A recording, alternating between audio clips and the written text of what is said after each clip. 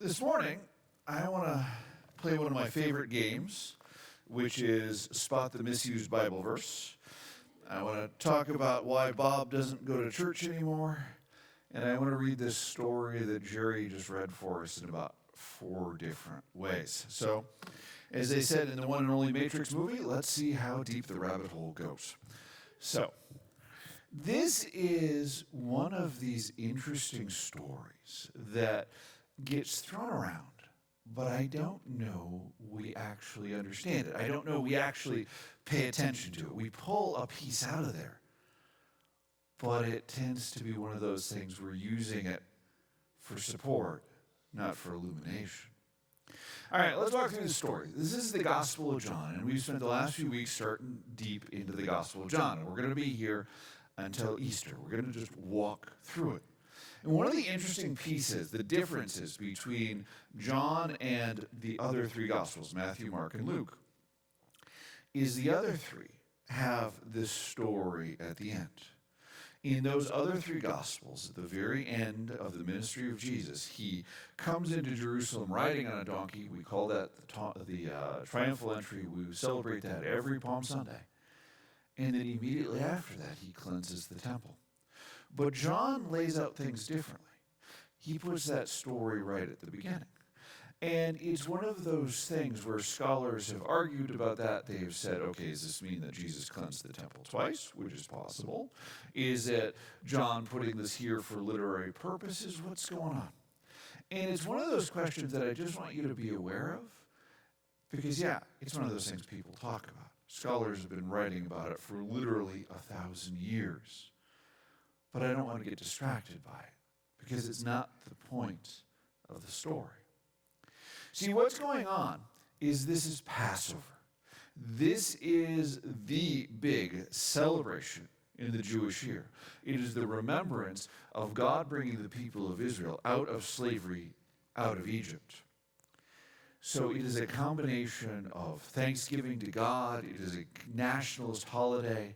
It is a combination of Easter and the 4th of July and Thanksgiving all put together. So it's a celebration. And so the city of Jerusalem swells to 3 times its normal size. Pilgrims come from all over the Mediterranean basin to celebrate this wonderful thing that God did. And so Jesus is there with his disciples. And what happens is the temple is crowded, but not with worshipers, but with people selling stuff. See, what had started out as a service crowds out worship. You see, when you came to the temple, you would make a sacrifice. And depending on what you were there for, you might sacrifice a couple of doves, you might sacrifice a sheep, you might sacrifice all the way up to a full-grown cow. And so there in the temple courts, they had people selling you livestock. Because if you're coming from Nazareth up in north, or if you're coming from somewhere else in the Mediterranean, from Alexandria in Egypt, or from Greece, or even Rome, and there were Jews in all those places, you could not transport livestock. Okay? Friends, I don't know about you, but I have traveled with small children, and that's difficult enough. Still remember hoofing it through the Denver airport for a short connection. Little munchkins. Okay, that's tough. Try doing that with goats. Okay? So what they did is they said, oh, hey, don't worry about bringing livestock. We'll sell it to you when you get here. It'll be ritually pure. You'll be fine. But it became a markup. And there were money changers there. Because in order to make your offering at the temple, you had to have proper money. Because the Roman money had the image of Roman emperors on it. And the Romans worshipped those emperors as gods. So the Jewish people said, quite reasonably, you can't use money with foreign gods on it to make an offering at the temple. You really can't argue with that logic. So they said, we'll trade your pagan money for good religious money. But in the process, they took a markup. And so when Jesus comes in, he sees all these people selling livestock and all these people changing money. And this is in a place where people are supposed to be worshiping. And there is no space to worship. So go ahead and bring up that second slide for me. Now, this is the... actually, we'll bring up the next one, please. There we go. Perfect. Now, this is really interesting. This is this misused Bible verse. You'll notice what Jesus does. He takes the time to make a whip. He does not just flip out and start screaming at people. This is a deliberate act. Now, there's a little bit of history in this that I want to give you. But the first thing is that there was a reason from a lawful perspective that he's not bringing a weapon into the temple, and the gospel accounts are very clear on this. Because you got to remember, Rome had occupied Jerusalem. And so they had literally built this giant garrison tower overlooking the temple. Because the Romans knew that if there was going to be an outbreak of violence, if there was going to be a riot, and the Jews were famous for rioting, it was going to start in the temple. And so they were there, and they were ready to crack heads. But here's the bigger thing that's going on. Jesus is being deliberate in what he's doing. This is this misused Bible verse, and I cannot tell you how many times people have claimed this prophetic mantle to be angry. And they'll pull this thing of saying, hey, Jesus flipped over the temple, flipped over the tables, did all this stuff. And I'm like, I don't know about that. Yes, he did, but I don't know if you're doing the right thing here. And part of that stems for me from back when I was in my 20s and I was deep in my angry young man phase. And I had somebody who was a very wise gentleman. This wonderful older gentleman, white hair, I always wore this dark three-piece suit, brass rimmed glasses, the whole 9 yards. He loved Jesus dearly. And he said to a bunch of us at one point, he said, you can show me your righteous anger right after you've shown me who you've raised from the dead. I was like, oh, okay, I guess I need to calm down then. And the point he was making is one of those things that stuck with me for decades. Because so often we want to go and we want to claim this anger, this righteous anger, and say, we're upset about this, and we're going to be angry, and we're going to throw tables around, and we're going to whip people, and we're going to be mad. But here's the thing.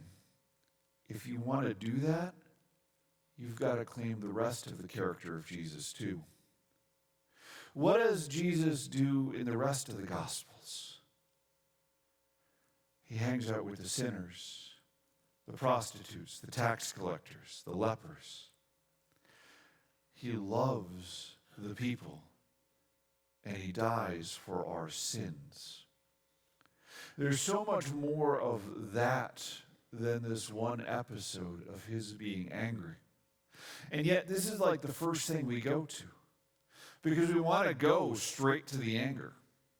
We want to justify ourselves. And yet none of us have raised anybody from the dead, myself included. Something for us to ponder. So Jesus takes this whip and he drives out the money changers and he drives out the livestock and everybody selling stuff. And let's take a look at what does this mean for us today. How do we translate that into the year 2022? And often this gets translated in a very simple way, which means we shouldn't be selling stuff in church. And there's something to that. I was once at a congregation where you'd walk in and they had this policy for fundraising, which was if it was a good cause, you could sell it. And so you'd walk in, and the homeless shelter would be selling tickets to their annual banquet to benefit the homeless shelter. The Girl Scouts would be selling cookies. There was a fundraiser for the youth and that. And it was like everybody wanted a piece of you, or more precisely, a piece of your wallet. And it was like, oh, come on. I feel like I have to run the gauntlet to make it into worship. And I work here. Okay. And I feel a little bit bad about not buying your cookies, but only a little. But seriously, there's some truth to that. And that's one of the reasons that I'm always a little squishy on fundraisers. Because I want us to be able to worship without feeling like somebody's after our money. But the deeper issue, the deeper symbolism, is that sometimes worship gets crowded out by other things. It's not so much Jesus is upset about people selling livestock or people changing money from Roman money into Jewish money. He's not out at the marketplace throwing over the temples in the marketplace. He's not out freeing the sheep from the shepherds. He's saying, don't do that here. And what he's saying is, don't put your agenda and your gain in the way of other people trying to worship. You with me? It's a tough point, but it's one we need to remember. And the problem is, sometimes we crowd other people out of worship without even realizing we're doing it. Sometimes we forget what's going on. Sometimes we forget our own blind spots. I had a friend of mine. Actually, I'm going to back up a step. There was this gal I knew at a congregation I served at. And she had joined our church, been there for a couple of years, and it was funny because she was one of those people that joined the church and then nobody realized she was married because we just never saw her husband. It was one of those deals. And so after a couple of years, they adopted a couple of kids, and he's like, okay, my wife wants to raise these children Christian. I've been burned by the church, but I want to set a good example, so I'll start coming. So his name was Bob, and he starts coming. And got to know him a little bit. Nice guy. You could tell he's definitely a little skittish about the church, some bad experiences in the past. It's like, no problem. I've worked with that before. I can work with that. And he starts hanging out and enjoying himself, and, kids are adorable. And after a while, he just disappears. And I'm like, has anybody seen Bob? And come to find out, somebody had said to him after worship, are you saved? Are you sure you're saved? How do you know you're saved? And just started really pressing him on this. Not meeting him where he was at, not trying to deal with his questions or his doubts, but just putting a thumb down. Just like, how do you really know? Are you sure? And he got so frustrated and angry, he never came back. And it was one of those things that made me so mad. Because here you got somebody who's trying to develop a relationship with God, who's trying to be a good example for his kids. And somebody's putting their own agenda in the way of that guy's relationship with Jesus. And I share that with you because I want you to be aware of all those ways that we do that. It is so easy for us, especially if we've been in a congregation for years, for decades, to just make those assumptions that everybody thinks like us. And we want to welcome people in. We want to say, hey, we're so glad you're here. Let me give you a little trick somebody taught me a while ago. When you see somebody you don't know, you say to them, hey, you might have been here before, but I don't know we've met. My name is Mike. And shake their hand. But don't say, my name is Mike, unless your name is Mike. I mean, that just kind of goes without saying. I mean, if your name is Mike, you can, but I mean, you could use somebody else's name, but it would be kind of weird. Especially if it's name tag Sunday and you got like 3 or 4 different name tags on. But I tell you this because sometimes we just assume everybody thinks the way we do. Sometimes we get in this mode where we think everybody knows what we're supposed to do, and we get judgmental. And we forget, hey, those people are broken sinners too. Those people need grace just as much as we do. Let me give you one example of how we can empathize with this, and one way we can think about this. Somebody on the worship team said this 4 or 5 months ago. Hey, why don't we do this? If people walk in with their mask on, let's greet them and welcome them. If people walk in without a mask, let's greet them and welcome them. And I'm like, that's a good idea. Let's do that. You don't know where people are at. You might, who knows, just hypothetically be getting chemo treatments, wearing a mask because of it. Or maybe they've been triple boosted and they had COVID 3 weeks ago and they're bulletproof now, and so they're not wearing a mask. Let them be. Don't worry about it. Think about somebody coming in for the first time to worship. You come into a new place, you don't know how things work, you don't understand how hard it is to do that. And what we want to do is we want to be loving and kind and as grace-filled as Jesus is. Just as Jesus died for us while we were still sinners, as Jesus died for us while we were still enemies of God, we want to love them. Go ahead and bring up that last slide for me. When Jesus is talking to the people, he says, destroy this temple, and in 3 days I will raise it up. And everybody looks around at the temple and this giant stone blocks, and they're like, it took us 46 years to build this thing. And you're going to rebuild it in 3 days? And what he says, and what he's getting at, is he's talking about himself. Now that brings us to the last way to read this. The question I have for you is, if your heart is the temple where you worship, what do you need cleansed out of there?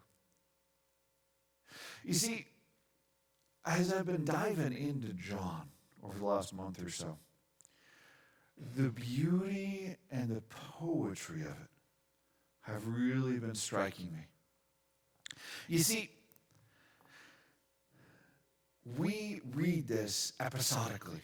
We read like, okay, we got this thing. That was last week. We got this. This is this week. We got that thing. That's next week.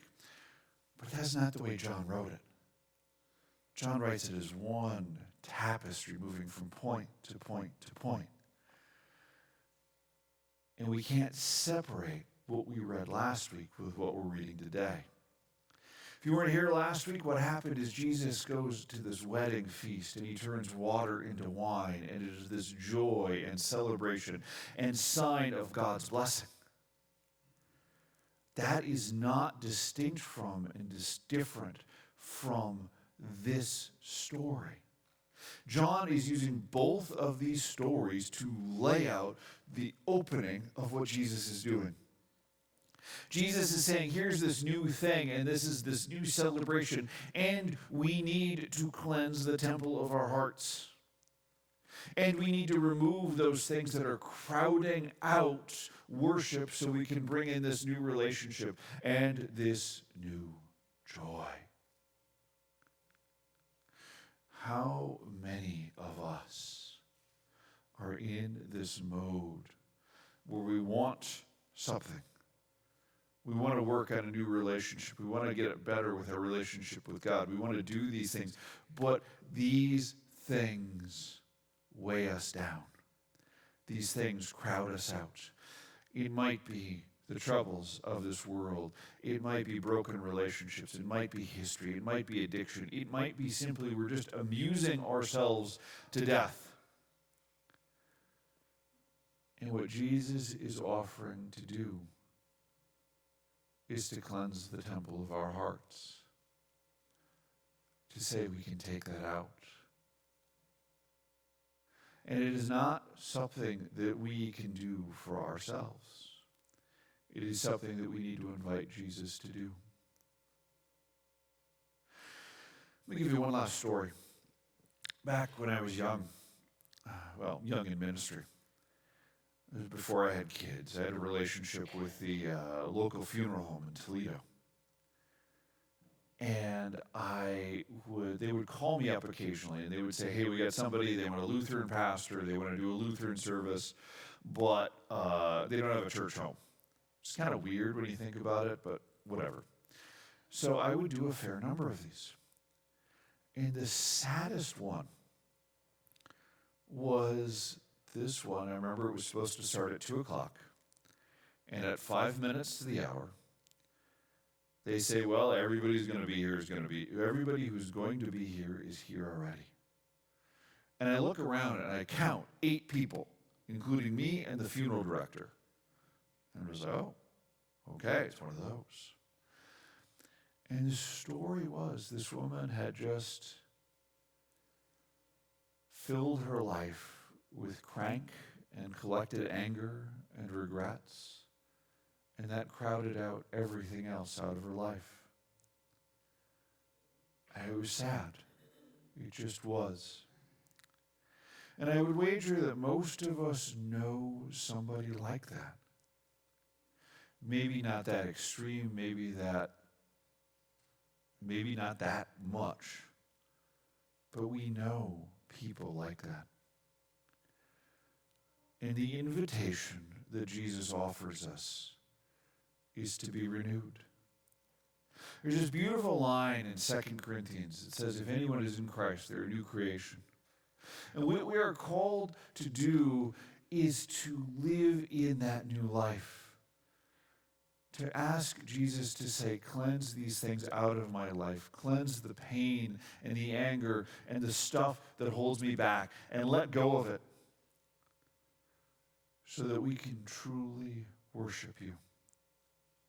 So what I want to do this week is to challenge you and say, what is it in your life that you need to be cleansed of? And say to Jesus, please help me with this. Please help me let go of this so that I can live and truly worship with everything that I have. Amen.